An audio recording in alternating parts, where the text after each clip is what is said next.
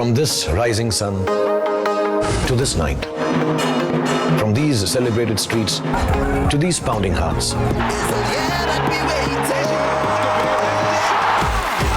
this is where the party begins.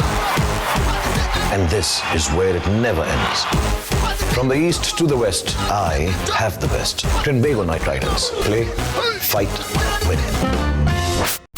It's time for you and me to get our calypso on Nightclub as we continue to track the Trinbago Night Riders in their quest to reclaim their title. Thanks so much for joining us. Now let me tell you, it has not been easy so far for the defending champions, having lost 3 out of their first 4 games, realizing that heavy is the head that wears the crown. But now is the time to rebound and pick up points on the road, which is exactly what they're looking forward to do as the team touch down in Guyana to first take on the Warriors. Knowing that they needed to get down to business on the road, that's exactly what Dwayne Bravo's side did, posting 151 against the Guyana Amazon Warriors, thanks to yet another half-century from Hashim Amla. He's got 64 of 54 deliveries with a really handy 23 from Umar Akmal. In reply, Martin Guptill did manage a half-century, but it wasn't to be. Sunil Narayan found himself once again amongst the wickets, 2 for 25, and Anton Devicic also chipping in with 2. And this is what that victory of 7 runs means. It puts the Trinbago Night Riders now in 3rd position, having moved up with 4 points after 5 matches. Now they need to pick up as many as possible if they want to catch up to the Jamaica Tallawahs and the Guyana Amazon Warriors, who remain on top. So here's what's next for the Trinbago Night Riders. They travel to Bridgetown to take on the Barbados Tridents on the 16th and don't have much time before they head off to Kingston to take on the Jamaica Tallawahs on the 18th. Then a little bit of a break where they take on the St. Lucia Zooks. And after that, it's a doubleheader against the St. Kitts and Nevis Patriots on the 29th and 31st of July in Florida. So it hasn't been the easiest of home legs so far, and now DJ Bravo will look to inspire his side to get out that champion spirit and pick up points on the road. Let's have a look at both departments. The Willow Wielders have done their job so far. They've been posting totals of more than 160 in each game. And when you look at the top performers for the Trinbago Night Riders, here they are. As far as the Willow Wielders are concerned, Hashim Amla is on top with 251 runs with a really healthy average of 50. Colin Munro follows him with 190, 47.5 as his average, and a very impressive strike rate as expected from DJ Bravo, 144 with 120 runs so far. The top wicket takers so far for the Trinbago Night Riders, Sunil Narayan leading the charts with 8 wickets so far with a really impressive average of 12 and a highly impressive economy of 4.25, one of the best in the league so far. However, as far as DJ Bravo and Kevin Cooper are concerned, the economy may be high, but they've been chipping in with the wickets. Dwayne Bravo perfecting that all-rounder role with runs and wickets, 8 to his name, Kevin Cooper with 4. New Zealand's Colin Munro has had a really good season so far. He's been able to make an impact. Remember, he was the first overseas player to score a ton in the Caribbean League. So he's been doing the job with the bat so far, but it's not an individual game, it's a team game after all. So what has his experience been like with the Trinbago Night Riders? What's the team atmosphere like? Let's find out. Yeah, I think it's great to have the Kiwi boys here, but you know, obviously you come and play in these tournaments to make friends as well from around the world, and it's good. Obviously, Anton and I'll go way back. We played under 19s against each other, and obviously played a lot of domestic stuff against each other. And obviously the last couple of years we played national duty, so you know, and obviously Baz was our captain, and we know him really well. So to have him around the team and the squad is going to provide a lot of energy and a lot of experience too.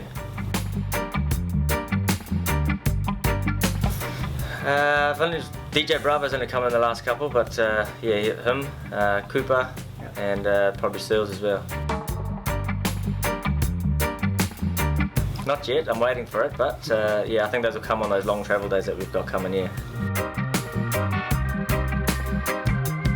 Most stylish, I'd have to say Little Bravo.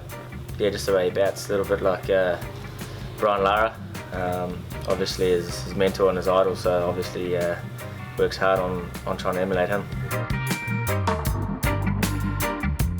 Oh, they all are. Coming from New Zealand where we laid back and we've got, you know, jandals and t-shirts and shorts, and you see these boys when they go out or even come down You know, they always got their hair done to the T and nice gears.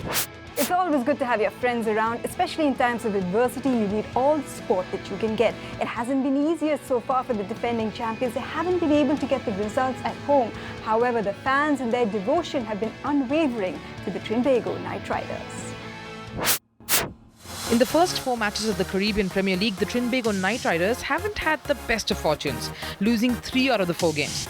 The reason has been the failure of their bowling unit to fire all at once. But one thing that they can't complain about is the crowd support.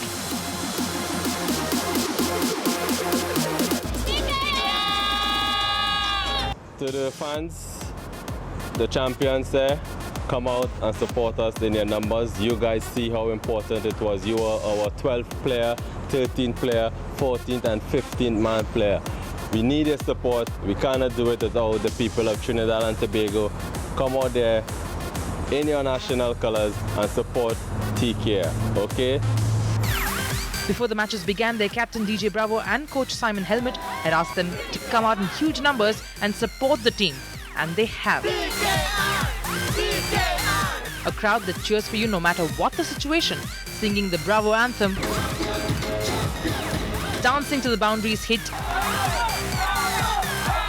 or the wickets taken, or just enjoying themselves at the stadium.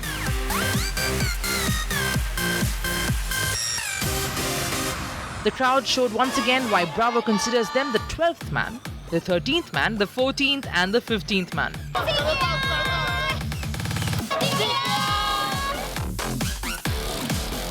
At the end of the first 4 matches, the points table did not reflect the result the TKR fan was hoping for, but all is not over. And if this fan following continues for the away leg, then nothing can stop the TKR team. Play, fight, win. That's right, play, fight, win. Fans have most certainly enjoyed the presence of the great all-rounder Jacques Kallis by the sidelines. He slipped into the role of mentor this time round, and unfortunately he has to go back to South Africa for some personal reasons, but he's hoping to make a return to the playoffs. So what does Jacques Kallis have in terms of advice for his team when they need to pick up their socks? Let's find out. Spent a couple of weeks with the boys. I think it's a good side. I think I just need a bit of luck to go their way. They seem to be playing well tonight, so hopefully we can get the results and get back to the winning track. It's just little things, 1 or 2 minor things. Like I said, a little bit of luck you need in this format of the game. I think we're playing good cricket. Just need to keep doing the things that we're doing. There's no reason why we can't turn it around. It's more than a good enough side to go on and defend our title. So I'm certainly going to be watching with a lot of interest, and I have no doubt they're going to do well on the road. Yeah, obviously it does change. As a coach, you've got to pass on the knowledge and communicate with the guys. So it's been nice that I could spend a bit more time with the individuals rather than worrying about my own game. So I think that's the big difference between obviously being a player and a coach is having the time to pass on the knowledge and to work with the guys individually. I'm hoping to try and organise a few things to get back, so we'll see if I can change the schedule for a few events I've got back home, but it'll be nice for us to get to the finals. I certainly would like to come back. See, that's the beauty of franchise cricket, where current players get an opportunity to interact and be in the same vicinity of former greats like Jacques Kallis and West Indian legend Brian Lara. In fact, the Trinbago Knight Riders were really lucky as they earned an invite to his own house. And did you know, incidentally, he's related to Darren Bravo? Here's a tease of what's to come later. Well, it's my first time going to his house, a legend. Looking forward to see a lot. It will be a nice opportunity, a great opportunity at least to mix and mingle with him. And I guess there will be other great ones there, so it will be a very good opportunity for me reaching my stars.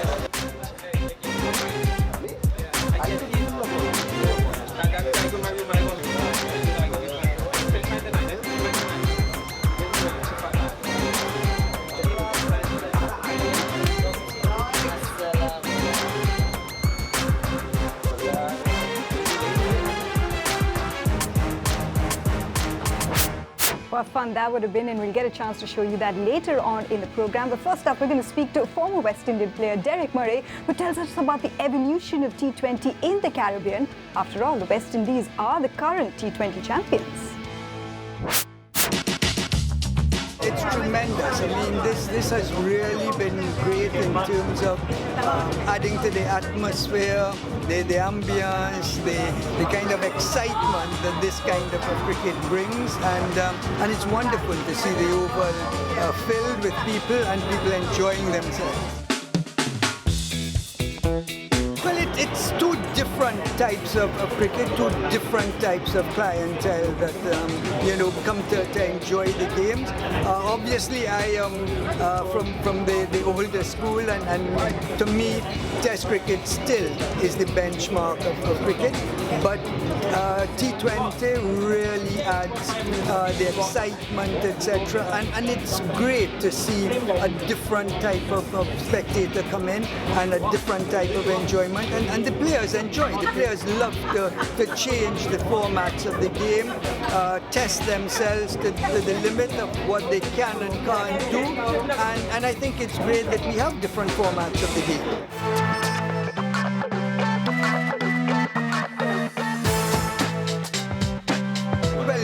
Unbelievable, because I mean it started very much as a local club hosting some national and regional games, and then becoming one of the major test venues in the world. So some of the infrastructure has developed along those lines, but we are very proud of what we have at the Oval, because our practice facilities have developed, and we also have the match facilities to show to the world. But we are really proud of the kind of development programs that we have here, and so many of our players who joined when they were 6 and 7 years old and started coming through, like the Bravos, Sunil Narain, Pollard.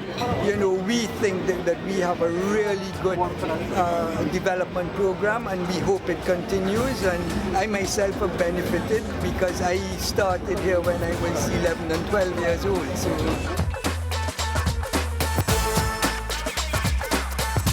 Unbelievable. I mean, he is one of the premier batsmen in world cricket ever.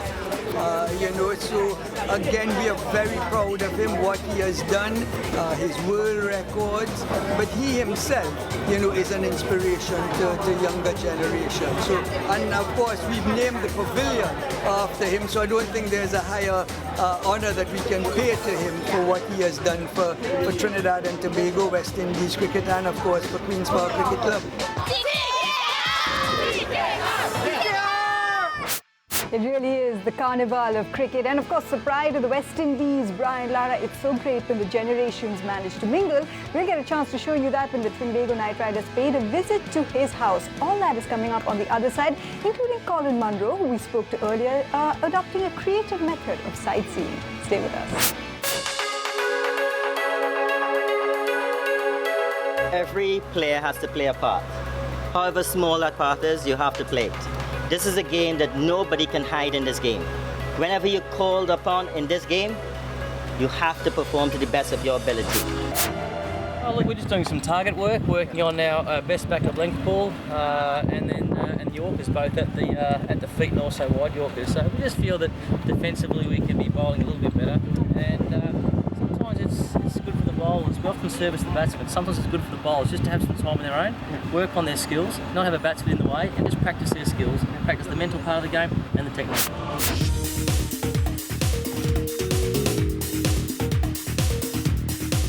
Off day here, optional trainings today, so I decided to take that one off and came out with a few boys just to see the views of Trinidad. So, as you can see behind me, the oval down there. It's obviously a great place to play cricket, and to be up here and see the views, absolutely amazing.